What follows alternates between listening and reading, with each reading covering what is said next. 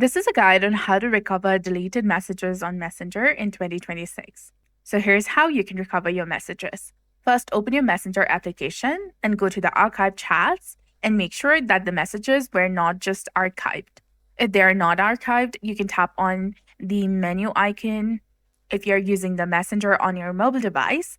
If not, tap on your profile picture in the top right corner, then go to Settings and Privacy. After that, go to Settings. Now go to Account Center, and then tap on your information and permissions.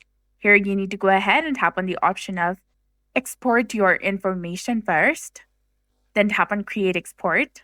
Select the destination, either to device or external service. Now go ahead and customize the information. Tap on this option over here, clear everything and just select messages. Then tap on Save. Select the date range according to your preference and the format, either HTML or JSON.